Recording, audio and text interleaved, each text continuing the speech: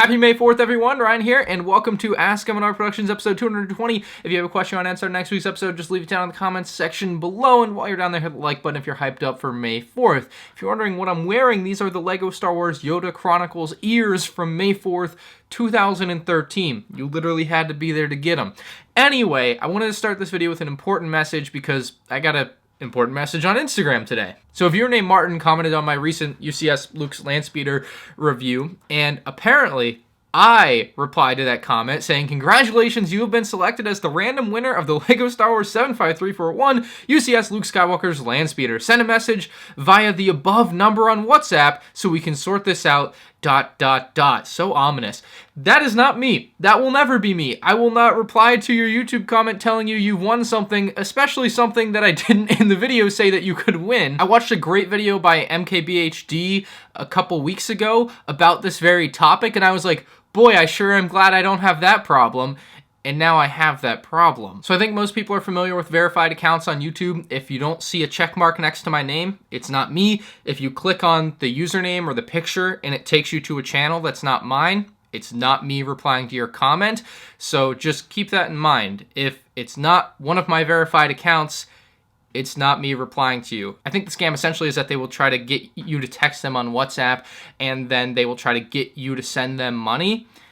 Do not send them money. Don't even text them to begin with. Just report the comment, and I'll try my best to moderate it, but I can't possibly, go through every comment I ever get to stay on top of something like this, unfortunately. So just be wary of scams like this, and thanks to Martin for sending me this, because who knows how long it would have taken me to figure out and how many people might have got scammed had I not announced that it's happening. So, first question from Something11. He says, do you think LEGO will ever do a Star Wars CMF? So, obviously, if you haven't seen it, last year I did a video called The Truth About LEGO Star Wars Minifigures. I did a lot of research. It's kind of a pseudo-conspiracy video, but it's also something that I kind of believe in based on the evidence that I was able to put together.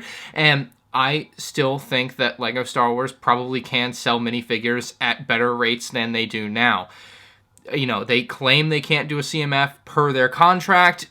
Obviously, none of us can see that, and it's completely up to debate whether or not they're lying to us. Unfortunately, they have not proven to me, with my personal experience and what they have told me over the years and my experience with that they are a truthful and honest company. And at the end of the day, they probably are being honest about this sort of thing. They probably can't just go around lying about their contract with Disney without Disney getting mad at them. But again, the conspiracy side of me looks at it like, this company has lied to me on multiple occasions. This could be the same. And I found all this evidence that points to me, hey, we can do this. We sold the Obi-Wan 20th anniversary minifigure on Lego.com for months on end for $4 a piece. Obviously, in some capacity, they can sell minifigures. They literally did it on their own website. But ultimately, I think that there will never be a Star Wars CMF. Apparently, the contract has been renewed for 10 years through 2032, and the rumors or leaks, I don't know where any of this stuff comes from, but the word on the street is that it does not include the ability to make a CMF. Why they wouldn't try to get that ability? Maybe they did try, I don't know. Or maybe this is all bogus that we're all being fed so that they can sell us more expensive sets for minifigures, right?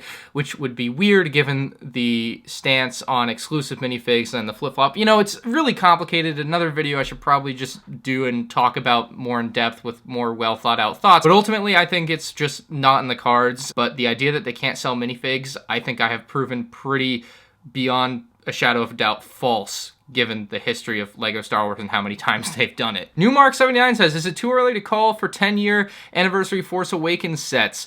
I think it is. I think that the sequels specifically, with the distaste left in a lot of fans' mouth, and honestly as well, just how saturated the sequels market was from 2015 to 2020, for LEGO and other companies, I suppose, but obviously LEGO specifically here, I just don't see the need to come in 5 more years later when you have all these new shows and movies still coming out and be like, oh, it's been 10 whole years, guys! But maybe Disney does this thing and they push for it and they do some stuff. I don't know, but I personally, if I was in charge of LEGO Star Wars, I would let the 10th anniversary of all these sequel movies go on by and not really give them any time of day. Taylor says, give it to us straight. Do we ever see Star Wars Rebels sets ever again? Because the off-market prices are insane for Rebels sets.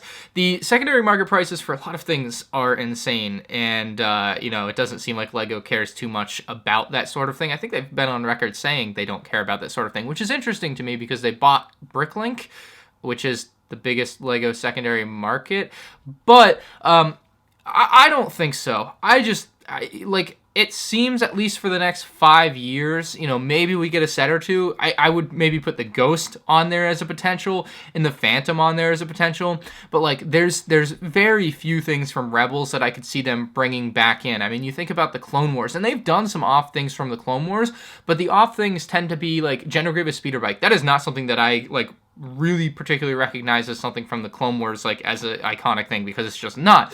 But they were able to include General Grievous for $30, and that's probably why they made the set. It's got to be something in that range where it's like, we can do something cheap like the Phantom, but maybe, you know, you can also work in something expensive like the Ghost, which does kind of have an iconicness to it, and it's kind of been in the background of some other Star Wars properties, so it kind of also works with that in mind too. And, you know, if it shows up, I don't know, I don't remember, like, where everything's left off, but with Ahsoka's show coming out, I think that's probably the best opportunity for anything that, like, remotely ties into Rebels showing up. So fingers crossed, but you know, LEGO, unlike, you know, Hasbro and a lot of these companies that will spread their wings, LEGO is a little more laser focused with original trilogy and then kind of whatever else is going on, and then you're lucky if you get some Clone Wars stuff mixed in. King Sir Fatch says, the Emperor set was something no one could have predicted. If the set this year was something similar instead of what we got, what strange diorama would you have wanted? Mine for sure would be Dexter's Diner. I think that is by far the most sensible thing for 2022, or would have been. And then you do Emperor's thing next year. I know a lot of people will point to it and say, well, Emperor's set works with the land speeder. The reality with May 4th promos is, for the last, I don't know, May 4th promos have been going since 2009. They almost never coincide with what the actual set coming out on May 4th is. So I know it does work great, but it usually doesn't matter. So to Dex's Diner, like, I saw this great mock on Instagram. Oh my god, it's a rebuild of the 2003 Mos Eisley Cantina, but as Dex's Diner, and a little part of me died inside just wishing that that existed as a real LEGO set. So yeah, I mean, maybe someday we'll get Dex's Diner, but it's so unfortunate that that sort of thing just doesn't exist yet. And LEGO is more than happy to spend money on failing themes like video, and, like, people make this argument that Dex's Diner is something that doesn't exist because it's, like, not iconic enough. And my counter argument to all of that every time is, like, LEGO does these themes that, like, how LEGO Hidden Side is not iconic, yet they make completely new molds for it. They literally made a diner, a shrimp shack for Hidden Side. How is a random shrimp shack gonna be better than Dex's Diner in sales? It's not. It can't be, because it doesn't have the Star Wars name attached to it. Hidden Side is literally a dead theme now, clearly. Same goes for LEGO Video. They make all these new molds for all these new characters that has no connection, but that can exist, but Dex's Diner can't, from literally a, I don't know how, you know, $1 billion movie when Star Wars Episode 2. Like, I just don't go for that argument at all. Like, I don't really see the reason why we're defending LEGO not making cool things. So yeah, Dex's Diner definitely on my top wish list of Episode 2 sets, but also on the bottom of my list of things that I think that they would actually do. Seagull says, because of the success of the 501st Battle Pack, do you think they will try and continue to incorporate named 501st characters from the Clone Wars, like Fives Jesse or an updated Rex? You think they would have realized that we love the 501st and the people in it? I do not know why this has never crossed my mind. It's a great question, great concept even, that obviously the 501st Battle Pack very likely being the highest quantity seller of a LEGO Star Wars set ever, there should be a set to go with it. And what would that set be? They're probably not going to make a Rex's Y-Wing with Fives Jesse and Rex and maybe another 501st clone or whatever. Like, I don't know who else needs to be in there, but, you know, Hawk, is he the pilot guy? Or maybe actually it does work with the Y-Wing then. But the idea I had actually ties in a lot with the Iron Man Armory set that was just revealed the other day. Why is there not, like, a Clone Trooper barracks set where you have Jesse, Fives, Rex, you know, insert another regular 501st clone, although that would probably be redundant. I'd rather just get a different character altogether. And then you could do, like, a few, I guess they're all named characters, but non-clone troopers like Anakin Skywalker, Ahsoka, and Obi-Wan, or whoever fits in there. Maybe, like, just a clone officer that you would see on, like, the bridge of a Venator, all within this one $60, $70, $80, $90 set, like the Iron Man Armory set. Like, oh, man, if they sorry, the sun just came out, my brightness probably just changed, but if they, you know, use that idea for LEGO Star Wars, boy, would that be fantastic. And it would be a great tie-in set with the 501st Battle Pack, but that ship is sailing away as we speak. So fingers crossed they see this video and take the idea and run with it, because it needs to happen. Stud Studio says, what is the most iconic LEGO set to you? And this is a question that can very much be interpreted in like 3 or 4 different ways.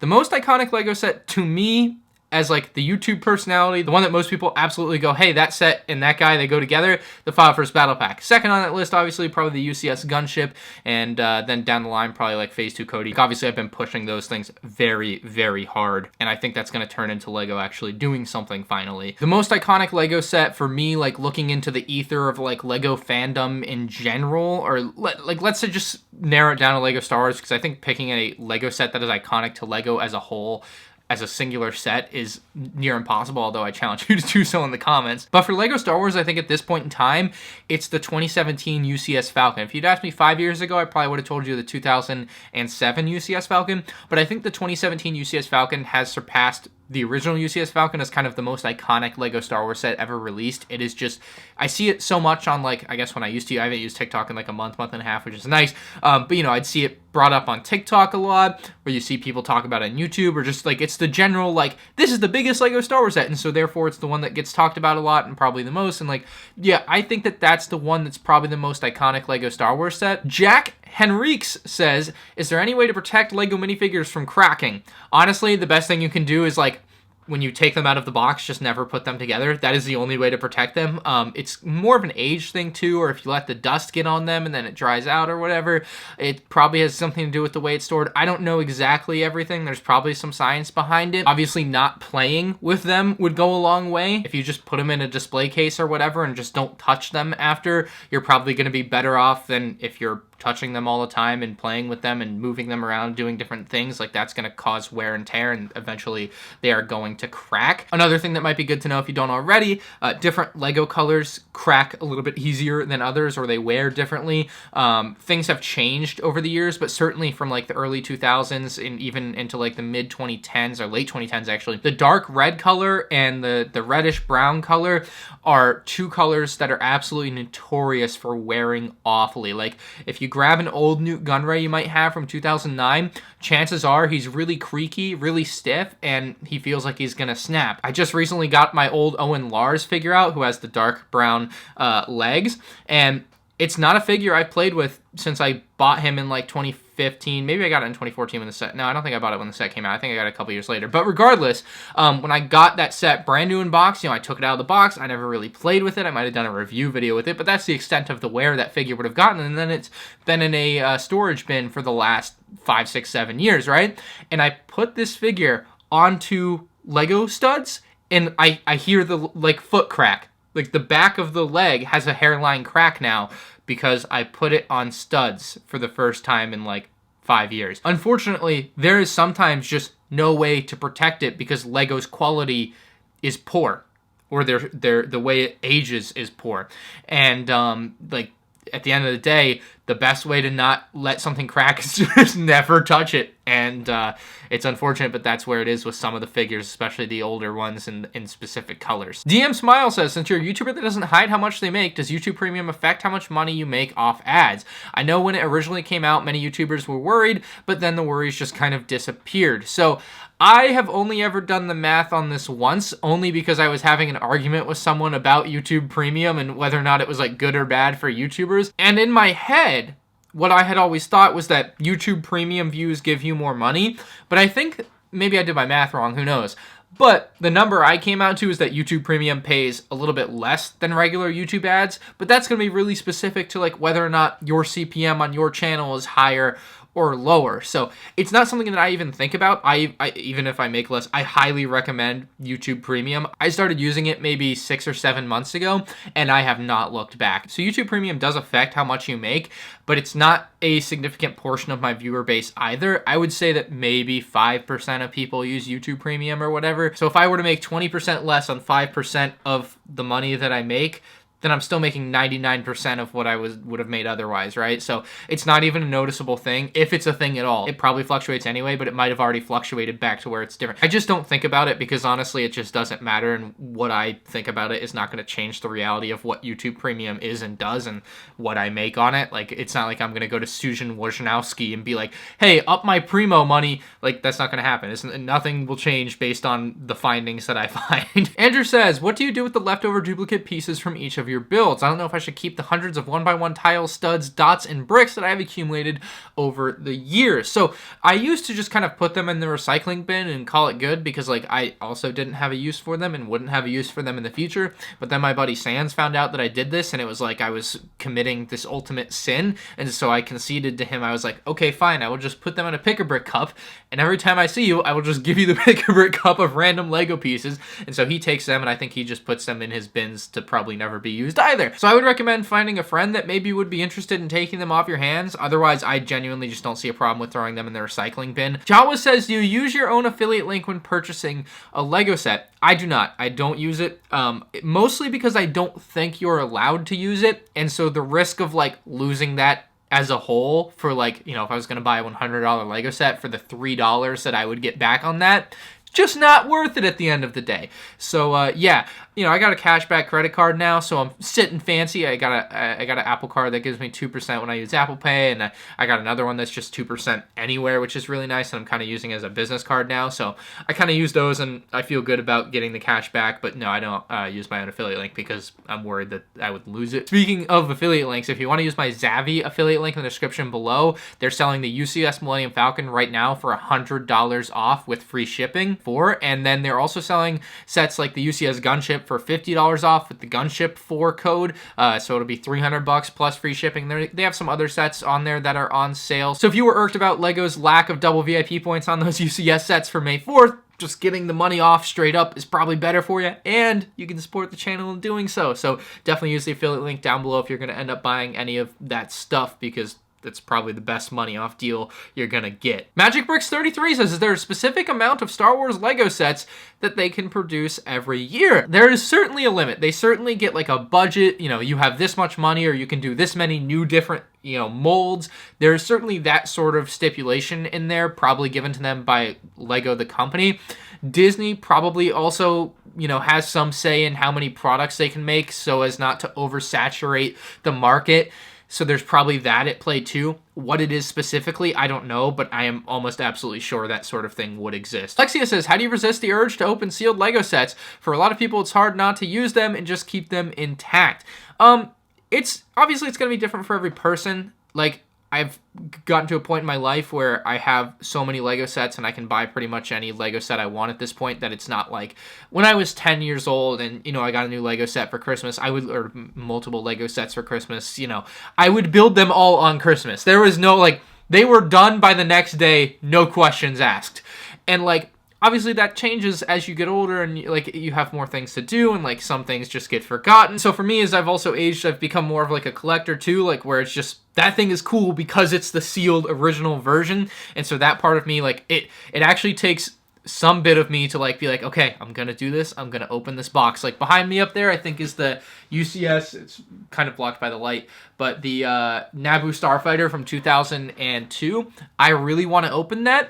I also really don't. And like there's the devil and the angel in your ear. Like I only really get the urge to open something when it's a brand new set that just came out. That's when I'm most excited to open it. If it's a 10-year-old set that I haven't had for 10 years and I just got it, what's another year or two until I get around to opening it? Like to me, it's just not as big of a deal. Like right now, I've got this whole idea, you know, I want to do Pirates of the Caribbean content at some point. Maybe right now is actually a great time given what's going on. But, like, I don't have the space for that. I couldn't possibly facilitate doing all the Pirates of the Caribbean sets right now. For me, personally, there's just a lot more that goes into it than, like, I just got a new Lego set, I should open it right now, because part of it is also the content I want to do with that set, the content I want to do with that set with a bunch of other sets in it, you know, if it's a comparison or some type of collection video. So there's a little bit more that goes into it that most people probably just don't deal with their specific decision to open a set or not. Jack says, what is your opinion on graded Lego sets, and do you think it will catch popularity? I don't think it will catch on in popularity, and I also think it's quite ridiculous. Lego sets, and you know, do what you want. You know, if you're into grading your Lego sets, hell yeah, bro, good for you. I don't care for it. I know it's really good for things like sports cards, or at least the people that do sports cards really like doing it. Who knows? Who's to decide whether it's good or bad, I suppose.